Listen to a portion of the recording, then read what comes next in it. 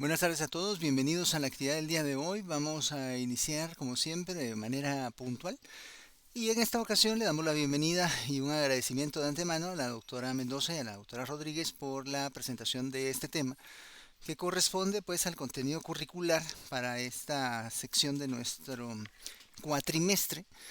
Se trata siempre de los temas de índole neurológico, sobre todo epilepsia y síndrome convulsivo. Vamos a ver a través de la presentación que no siempre toda convulsión corresponde a epilepsia y pues es importante lograr hacer la diferenciación clínica del origen de las convulsiones para establecer no solo el diagnóstico diferencial, sino de esta forma también el tratamiento más adecuado y específico de acuerdo al contexto del paciente. Así que, doctoras, iniciemos por favor. Adelante. Como siempre, vamos a dejar las preguntas y comentarios para el final y estamos pues ya iniciando. Adelante, doctoras.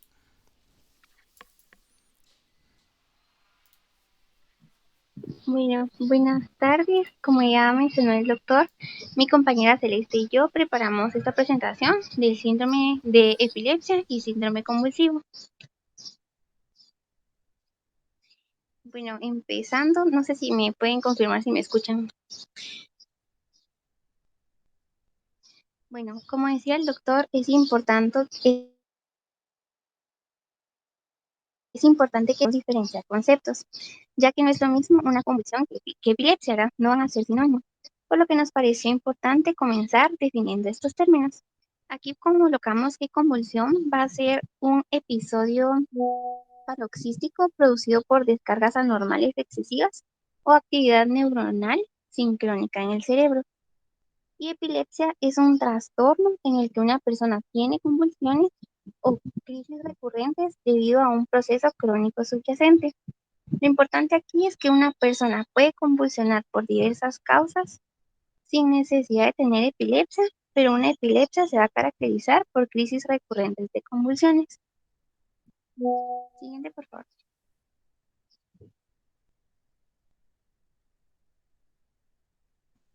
Hablando sobre la epidemiología en Guatemala, la epilepsia está considerada, según la OMS, como un problema de salud pública que provoca grandes repercusiones mentales, físicas, sociales y económicas en el paciente con epilepsia, su familia y la sociedad. Esta afecta alrededor de 325,000 personas en Guatemala. Más que una enfermedad, es un síntoma que se manifiesta como consecuencia de algún padecimiento neurológico y o de etiología desconocida. La epilepsia no es exclusiva de algún sexo, edad o condición social.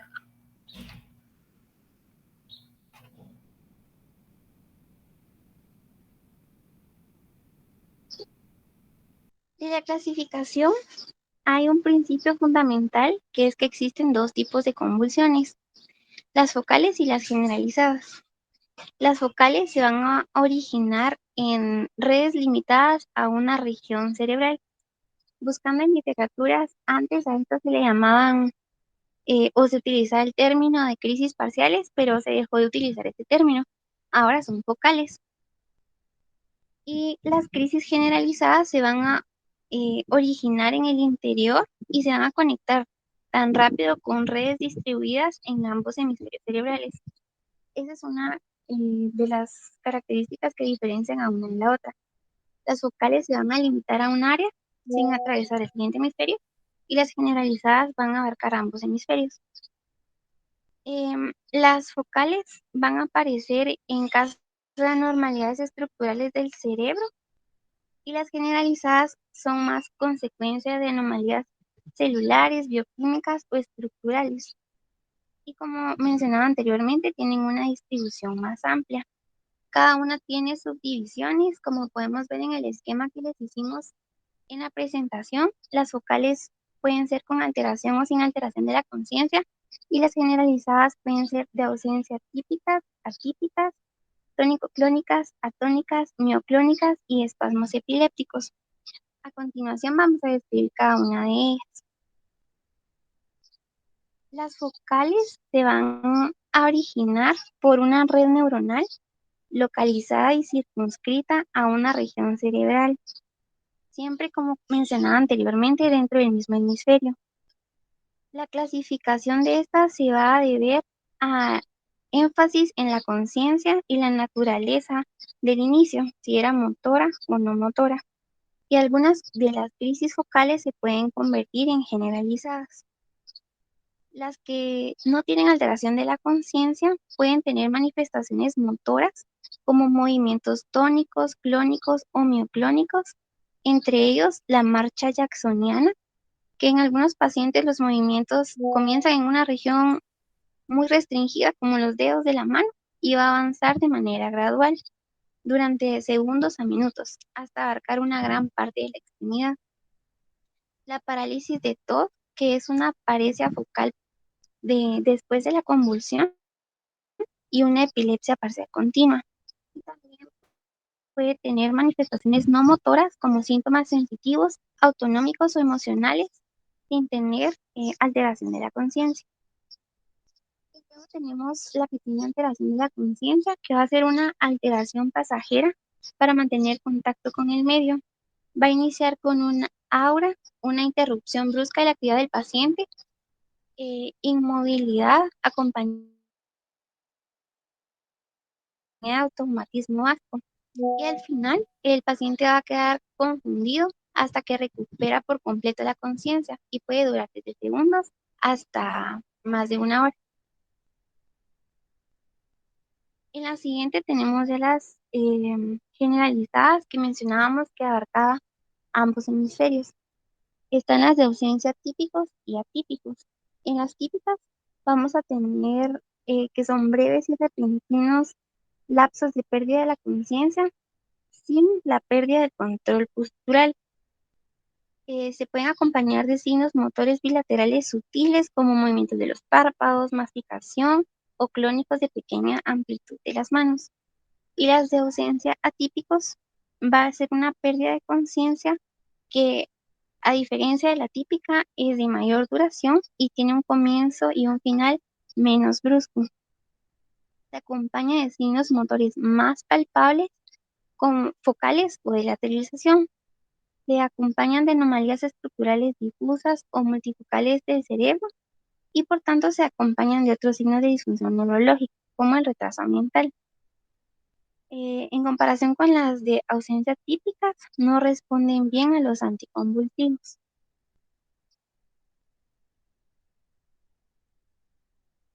Tenemos las tónico-clónicas que van a tener un comienzo súbito que no se puede predecir, va a presentar síntomas premonitorios vagos previos a la convulsión y se pueden dividir en una fase inicial tónica, que va a ser la contracción tónica del músculo de todo el cuerpo, que puede provocar un grito ictal, alteración de la respiración, el paciente se puede poner cianótico y aquí las mordeduras de la lengua. Y en la fase clónica se iban a haber periodos cortos de relajación del músculo. También se caracterizaban por una fase posictal, porque iba a haber ausencia de la respuesta, flacidez muscular y salivación excesiva, que va a producir una respiración con estridor y una obstrucción parcial de la vía aérea. Y las atónicas, va a haber una pérdida repentina del tono muscular postural durante 1 o 2 segundos, pero no va a haber alguna confusión occipital. Es peligroso porque el paciente, como pierde el control sobre su cuerpo, se cae.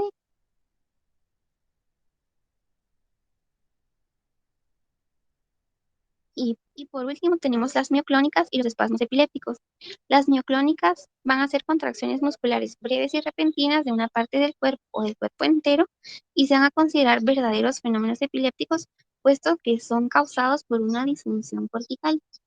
Y los espasmos epilépticos, que va a ser una flexión o extensión sostenida breve de los músculos proximales, incluidos los del tronco, que predominan en niños y son el resultado de las diferencias en la función neuronal y la conectividad del sistema nervioso inmaduro frente al maduro.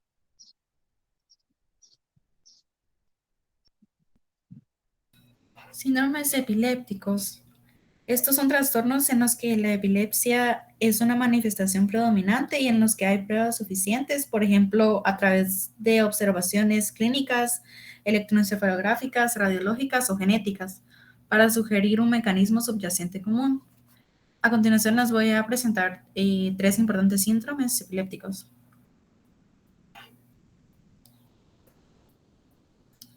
Bien, primero les voy a hablar sobre la epilepsia mioclónica juvenil.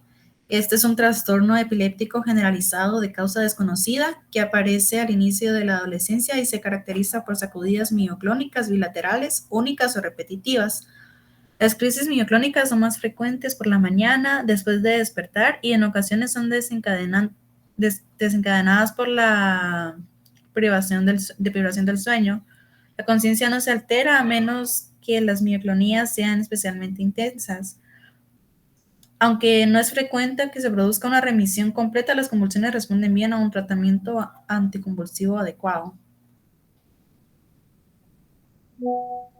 También está el síndrome de Lennox-Gastaut, que este síndrome afecta a niños y se caracteriza por la siguiente triada: múltiples tipos de crisis, a menudo convulsiones generalizadas tónico-clónicas, crisis atónicas y de ausencias atípicas. También por descargas de espiga y de onda lenta, menos de 3 Hz, y anomalías diversas en el electroencefalograma. Alteración de la función cognitiva en gran parte de los casos, aunque no en todos. Este síndrome se asocia a enfermedad o disfunción del sistema nervioso central de diversas causas, entre ellas mutaciones de novo, anomalías del desarrollo, hipoxia o isquemia perinatal, traumatismos, también infección y otras lesiones adquiridas. La naturaleza multifactorial de este síndrome sugiere que se trata de una respuesta específica del cerebro a una lesión neuronal difusa. Por desgracia, muchos pacientes tienen un mal pronóstico debido a la enfermedad del sistema nervioso central subyacente y las consecuencias físicas y psicosociales de una epilepsia grave mal controlada.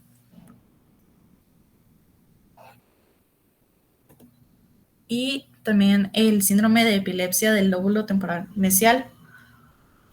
Este es el síndrome más frecuente, que se acompaña de crisis focales con alteración de la conciencia y es ejemplo de un síndrome epiléptico con signos clínicos, electroencefalográficos y patológicos característicos. Las imágenes por resonancia magnética de alta resolución permiten identificar a la típica esclerosis del hipocampo, que en muchos pacientes parece ser un elemento fundamental de la fisiopatología de este síndrome. Este suele ser resistente al tratamiento con anticonvulsivos, pero responde bien a la cirugía. Algunas observaciones clínicas que se pueden observar en este síndrome es el aura frecuente, el paciente queda inmóvil y con la mirada perdida, tiene automatismos complejos y posturas unilaterales, desorientación posicional y pérdida de memoria y disfasia. Y estos son ejemplos de genes vinculados con síndromes de epilepsia. Hay varios.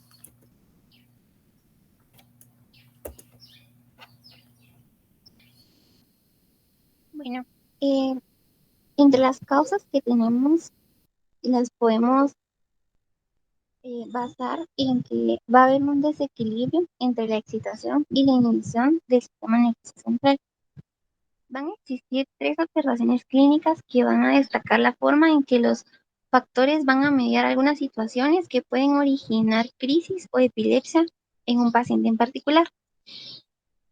La número 1 es que el cerebro normal es capaz de sufrir una crisis bajo determinadas circunstancias y existen diferencias entre las personas respecto a la susceptibilidad o el umbral para la crisis. Por ejemplo, la fiebre va a provocar convulsiones en algunos niños sanos y que no van a presentar nunca algún problema neurológico. Pero esas fiebres van a aparecer solo en un porcentaje pequeño de niños. No quiere decir que todos los niños van a convulsionar con fiebre. Entonces, esto sugiere que hay diversos factores endógenos subyacentes que influyen sobre el umbral de cada persona para sufrir una convulsión. En segundo lugar, tenemos la epileptogénesis, que va a ser el proceso que va a provocar cambios específicos en la disminución del umbral convulsivo. Entre estos procesos tenemos traumatismos cerebrales, accidentes cerebrales vasculares, infecciones y anomalías del sistema nervioso central. Entre todas las que acabo de mencionar, las lesiones cerebrales traumáticas graves desencadenan la aparición de epilepsia porque provocan alteraciones anatomopatológicas permanentes del sistema nervioso central que van a transformar una red neuronal normal en una anormalmente hiperexcitable. Y en tercer lugar, tenemos factores desencadenantes que van a propiciar una crisis convulsiva aislada en algunas personas sin epilepsia, por ejemplo, procesos fisiológicos intrínsecos, como el estrés físico, psicológico, la privación del sueño o los cambios hormonales que acompañan al ciclo menstrual, y factores exógenos como la exposición a sustancias tóxicas y a ciertas sustancias. Estas tres observaciones van a reforzar el concepto de que muchas de las crisis y de la epilepsia van a ser el resultado de una interrelación entre factores endógenos, epileptógenos y factores desencadenantes. Al lado derecho hay un cuadro que se encuentra en el libro que van a ser causas de convulsiones según la edad de los pacientes. Están neonatos, lactantes en niños, adolescentes, adultos jóvenes y otros adultos.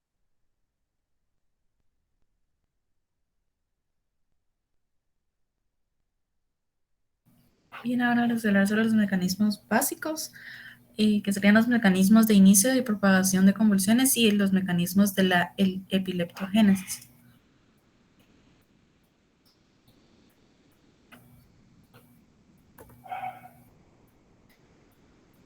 La actividad de crisis focal comienza en una zona muy restringida de la corteza cerebral y luego se propaga hacia las regiones colindantes.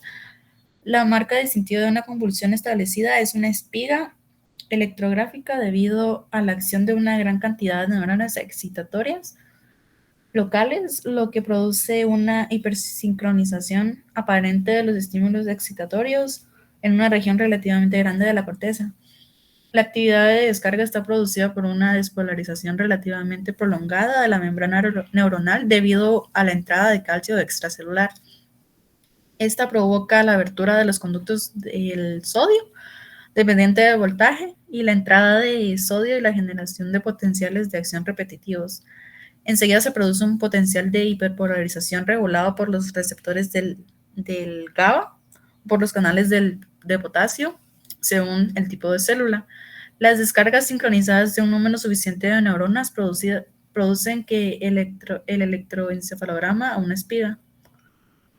Se cree que esta diseminación de la convulsión se ralentiza y al final se detiene con la hiperpolarización intacta y una inhibición circundante creada por la activación de las neuronas inhibidoras por alimentación anterograda. Con una activación suficiente se reclutan neuronas circundantes a través de una serie de mecanismos sinápticos y no sinápticos, como la elevación del potasio extracelular que atenúa la hiperpolarización y despolariza las neuronas vecinas. También con la acumulación de calcio en las terminales presinápticas que lleva a la liberación de neurotransmisores. También por la activación inducida por despolarización del subtipo N-metil D aspartato de los receptores de aminoácidos excitadores, lo que provoca mayor entrada de calcio y activación neuronal. Y también las interacciones cefápticas que provocan cambios en la osmolaridad de los tejidos y edema celular. El reclutamiento de un número suficiente de neuronas provoca la propagación de la actividad convulsiva hacia las áreas contiguas a través de conexiones corticales locales y hacia áreas más lejanas a través de vías comisulares como el cuerpo calloso.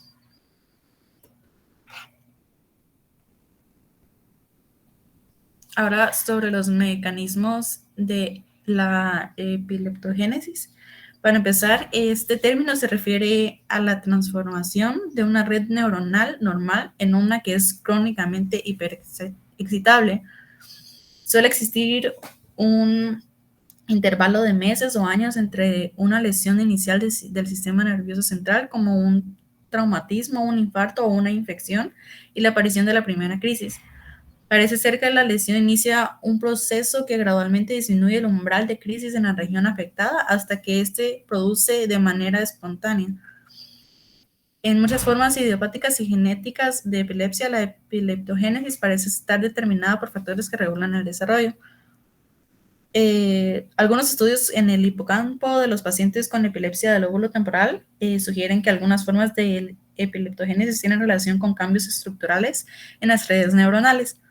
Por ejemplo, muchos pacientes con el síndrome de epilepsia del lóbulo temporal mesial presentan una pérdida muy selectiva de neuronas que normalmente inhiben a las principales neuronas excitadoras de la circunvolución dentada. También existen pruebas de que en respuesta a la pérdida de neuronas se produce una reorganización o brotes de las neuronas supervivientes en una forma que afecta la excitabilidad de la red neuronal. Algunos de estos cambios se observan en modelos experimentales de crisis eléctricas prolongadas o en lesiones cerebrales traumáticas. De este modo, una lesión inicial como un traumatismo craneal origina cambios estructurales en una región muy delimitada que producirán una hiperexcitabilidad local. Esta produce mayores cambios estructurales que evolucionan con el tiempo hasta que la lesión focal produce crisis clínicamente evidentes. Modelos similares han aportado evidencia de alteraciones a largo plazo en las propiedades bioquímicas intrínsecas de las células dentro de la red, como también cambios crónicos en la función de receptores para glutamato o para GABA. La inducción de secuencias inflamatorias constituye un factor fundamental en estos fenómenos.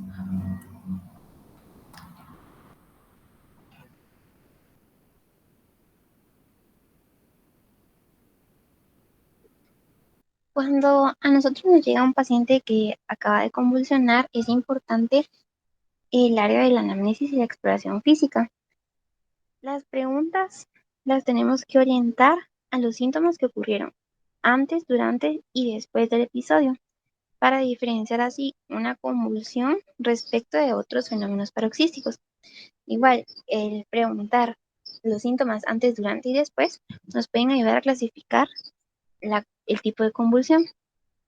También se debe enfocar sobre los factores de riesgo y desencadenantes. Se deben identificar factores epileptogénicos como antecedentes de traumatismo cefálico, accidente vascular cerebral, tumor o infección del sistema nervioso central.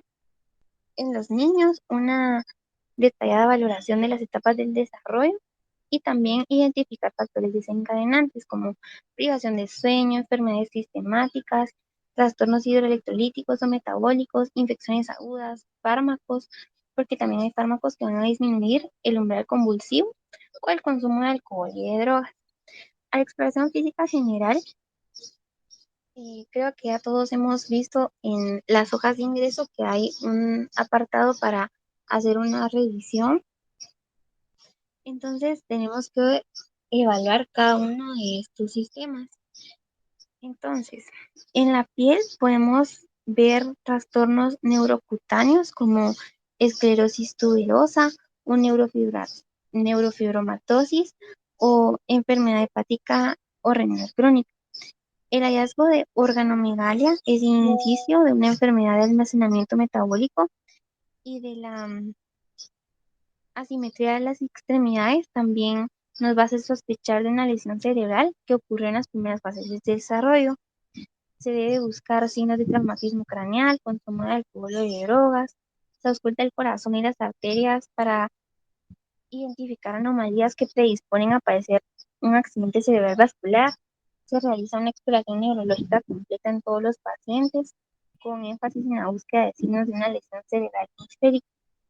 Un estudio minucioso del estado mental que abarca memoria, lenguaje y pensamiento abstracto, la exploración de los campos visuales, las pruebas de función motora, reflejos tendinosos, marcha y coordinación, también pueden sugerir presencia de lesiones en la corteza motora, y la exploración de la sensibilidad cortical puede detectar lesiones de la corteza parietal.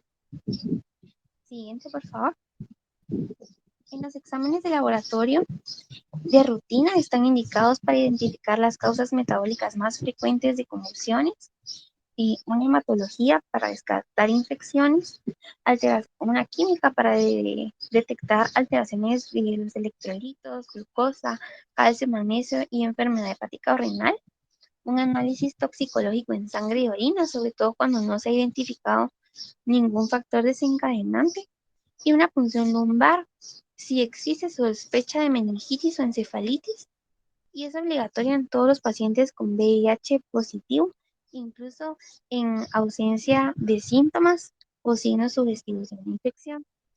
Y entre los complementarios de imagen tenemos un estudio electrofisiológico que todo paciente que llegue con un trastorno convulsivo debe ser sometido a una valoración electroencefalográfica tan pronto como sea posible, más si se tiene sospecha de epilepsia.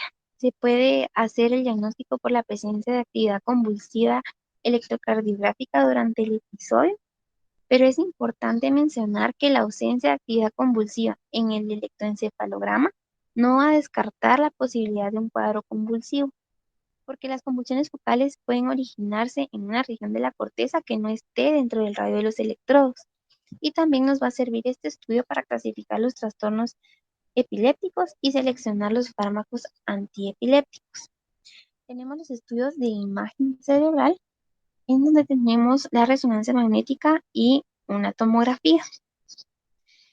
La resonancia va a identificar lesiones como tumores, malformaciones vasculares u otros procesos patológicos que exigen un tratamiento inmediato. Entre ellos están los escáneres 3 Tesla, imágenes paralelas con espirales de cabeza de canales múltiples, imágenes estructurales tridimensionales con resolución submilimétrica y uso difundido de secuencia de pulsos, como la recuperación de inversión atenuada por líquido. Y en los pacientes que se sospecha de una infección, una lesión o ocupante, el sistema nervioso central se debe realizar un TAC cuando no se puede realizar una resonancia con rapidez. Y las pruebas genéticas que en la actualidad existen, indicadas en lactantes y niños con síndromes epilépticos, que se sospeche de una causa genética. Pero también se pueden considerar en pacientes ancianos con un historial sugestivo de un síndrome epiléptico genético que comenzó a temprana edad, que nos van a servir estas pruebas para dar un diagnóstico definitivo y dar opciones terapéuticas.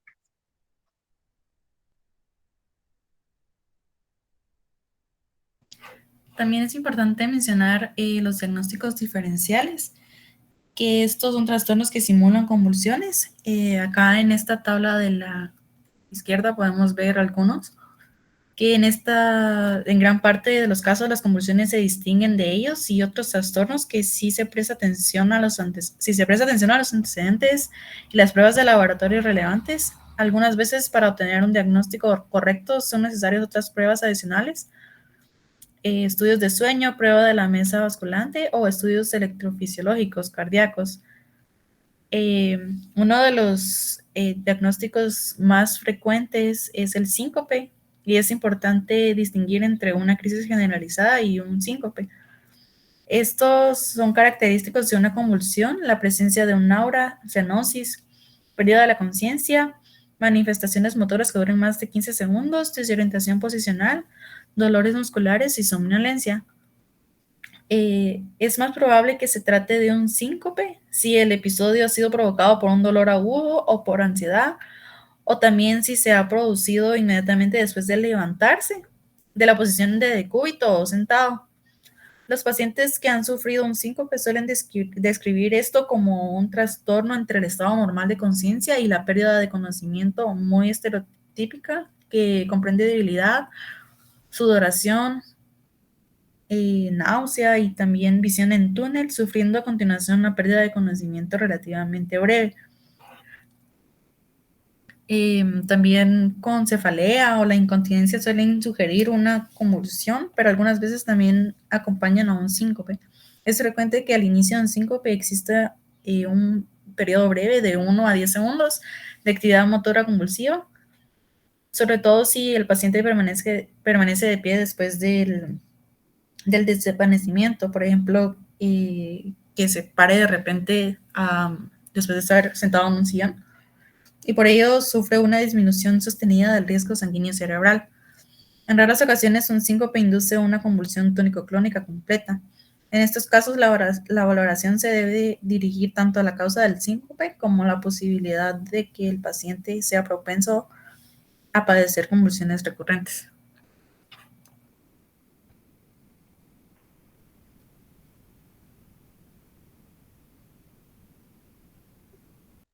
En el tratamiento tenemos que hacer un tratamiento multimodal porque abarca procesos subyacentes, evita factores desencadenantes y hay supresión de convulsiones recurrentes por medio del tratamiento preventivo con antiepilépticos o con cirugía.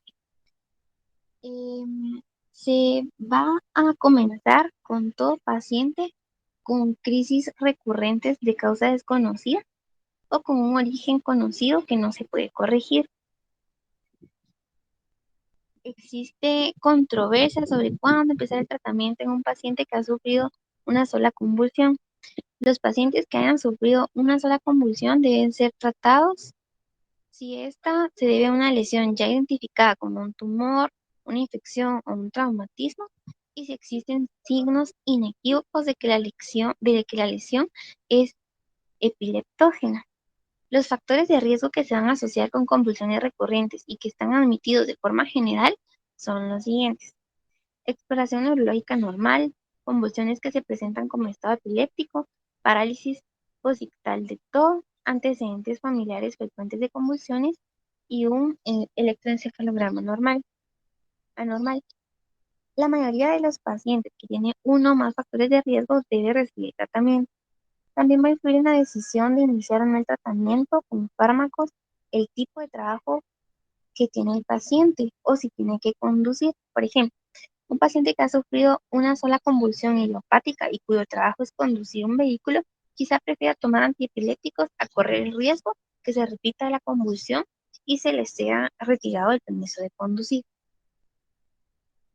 En el cuadro de la derecha tenemos un cuadro que se veía que está en el libro, en donde mencionaba los antiepilépticos de primera elección clasificados por cada una de las del tipo de convulsión, que estaba entre las crisis tónico-clónicas generalizadas primarias, la lamotrigina y el ácido valproico.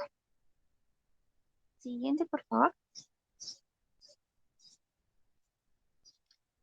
Bueno, este es un cuadro que nos presenta el tratamiento de epilepsia de una forma escalonada, que va a ir subiendo de escalón dependiendo de la respuesta del paciente al fármaco que se administra. Entonces, si llega un paciente a la emergencia y está entre el minuto 0 y el 10 de que se le atienda, el paciente está en el estatus epiléptico incipiente. El manejo va a ser asegurar la vía aérea, controlar la respiración, la circulación, corrección de trastornos hidroelectrolíticos y metabólicos, el inicio de una benzodiazepina, que puede ser lorazepam, midazolam o diazepam, seguido de un fármaco anticonvulsivo de primera línea. En caso de nula respuesta, nos encontramos en un estatus epiléptico establecido, que va a ser la etapa 2 entre el minuto 10 y el minuto 30. Y al tratamiento se le va a agregar en segunda línea otro medicamento anticonvulsivo y se va a valorar la respuesta al mismo. En caso de que no resuelva, vamos a encontrarnos en un estatus epiléptico refractario, que va a ser la etapa 3 entre el minuto 30 y el minuto 90. Se va a intubar el área, se va a iniciar la administración de anestésicos endovenosos como el midazolam o el propofol a dosis de impregnación e infusión de mantenimiento.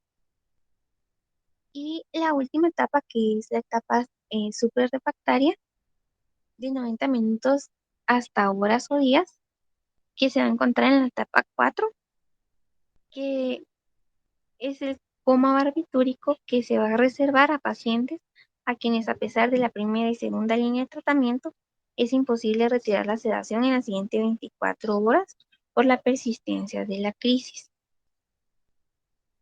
Siguiente, por favor. Y elaboramos un cuadro de los fármacos de primera línea con su mecanismo de acción para que sepamos cómo funciona.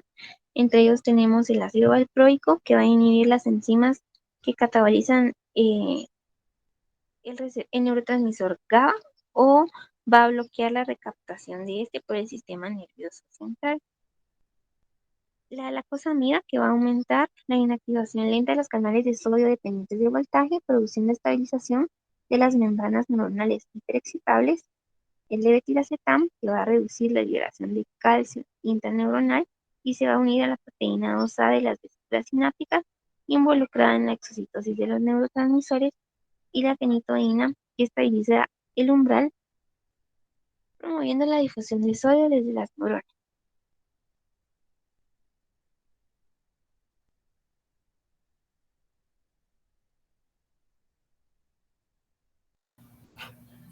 Les voy a mencionar datos importantes de este tema, que es el estado epiléptico, que es la presencia de crisis continuas o de convulsiones aisladas de repetición. Esto tradicionalmente se consideraba de 15 a 30 minutos para ser estado epiléptico. Sin embargo, ahora se considera que el estado epiléptico exige el uso inmediato de tratamiento anticonvulsivo, o cuando las convulsiones duran más de 5 minutos, o bien crisis continuas sin recuperar la conciencia entre una y otra. Y la epilepsia catamenial es cuando algunas mujeres experimentan un marcado incremento de la frecuencia de las convulsiones en relación con la menstruación. Esto se cree que es un reflejo del efecto de los estrógenos y la progesterona sobre la excitabilidad neuronal, o de cambios de la concentración de los antiepilépticos provocados por una alteración en la unión o metabolismo de las proteínas.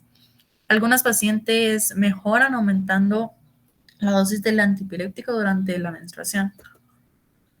Y también los aspectos especiales de la epilepsia en la mujer, que sería durante el embarazo, que la mayoría tendrá gestación y bebé normal, y los efectos teratógenos de los antiepilépticos, por lo que se debe medir la concentración libre de fármaco. En la anticoncepción, algunos fármacos antiepilépticos disminuyen la eficacia de los anticonceptivos orales por medio de la inducción enzimática y otros mecanismos. Y en la lactancia materna, los antiepilépticos pasan a la leche materna en cantidades variables. El porcentaje de concentración del fármaco en la leche materna respecto al suero fluctúa desde aproximadamente el 5%, por ejemplo, el ácido valproico, a 300% el levetiracetam. Dado los beneficios globales de la lactancia materna y la ausencia de datos que sugieran un daño a largo plazo para el recién nacido a ser expuesto a esos medicamentos, se debe recomendar a las madres con epilepsia en la lactancia materna. No obstante, esto podría reconsiderarse si aparece cualquier prueba de efectos del fármaco sobre el recién nacido, como letargo o dificultades para alimentarse. Y eso sería todo. Muchas gracias.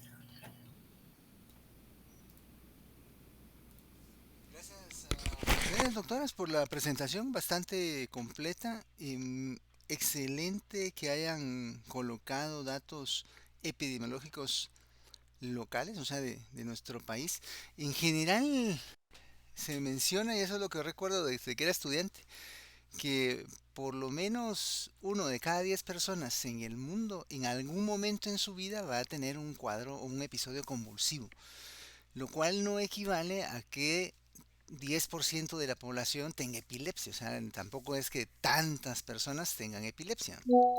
Por eso es importante poder diferenciar desde el punto de vista clínico si un paciente tiene criterios diagnósticos de epilepsia, sobre todo enfocados o enfatizando el aspecto de la cronicidad y recurrencia de las convulsiones, o si el cuadro convulsivo se debe a otras situaciones que ustedes mencionaron de forma bastante amplia.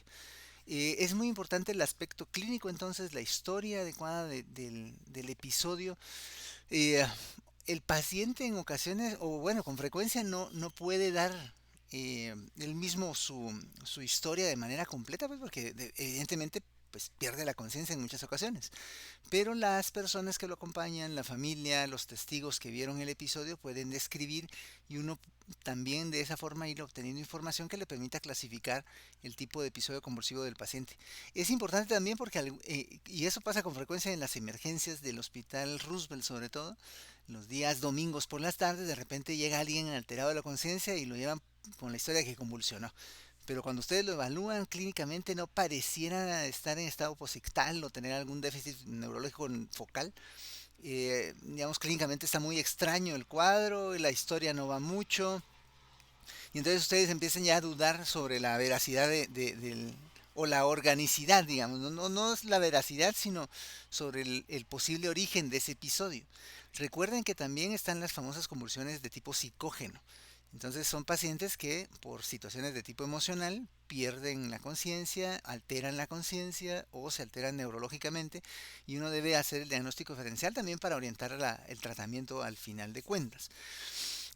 Como parte de ese proceso de elaboración o establecimiento del diagnóstico correcto, también se mencionó de manera bastante adecuada los recursos a los cuales debemos recurrir, no solo en la parte clínica, sino ya con el apoyo de elementos de laboratorio, sobre todo cuando no tenemos historial previo y solo llevan a los pacientes a la emergencia con alteración de la conciencia. Entonces, evaluar todo el aspecto bioquímico, metabólico, hormonal de los pacientes para ir descartando alteraciones electrolíticas, intoxicaciones, otro tipo de situaciones que puedan inducir a encontrar la causa en la convulsión, recurrir a los estudios de imagen y también, si es posible, a los elementos de tipo eléctrico cerebral. El electroencefalograma es muy importante en ese sentido. Cuando ya se establece el diagnóstico y vemos que el paciente tiene una crisis generalizada, entonces ya uno puede establecer mejor qué tratamiento va a requerir a largo plazo. Y aquí básicamente o usamos ácido valproico, o usamos la motrigina, o usamos levetiracetam. El levetiracetam ha ido aumentando la, la frecuencia de prescripción porque en general es un medicamento bastante más benigno en el aspecto de inducción de efectos adversos neurológicos y logra un perfil de control de las convulsiones bastante adecuado en la mayor parte de pacientes. Entonces, el problema del levetiracetam es que es caro. Ese es el problema. El ácido valproico tampoco es barato, pues, pero sí es un poco más económico. Y lo que la mayor parte de los pacientes de escasos recursos pueden, pues, recurrir es el famoso Epamin, pues, la difeniliatoína, o incluso anteriormente el fenobarbital. O sea, todavía de repente por ahí encuentra uno pacientes tomando fenobarbital y la verdad es que están muy mal neurológicamente, o sea, no logran aprender cosas nuevas, no tienen un buen desarrollo neurológico, sobre todo si son niños, ¿no? Y están en desarrollo, niños adolescentes. No logran concentrarse bien, no tienen muchos problemas de memoria. O sea, son medicamentos que uno debería de procurar evitar lo más que se pueda. La clase está bastante bien. Vamos a subirla en unos minutos para que la puedan volver a revisar y los que no pudieron estar presentes en sesión pues lo puedan revisar más tarde y pues hacer énfasis en lo que se mencionaba también sobre el manejo de emergencias. No sé si alguien más tenga algún comentario o pregunta.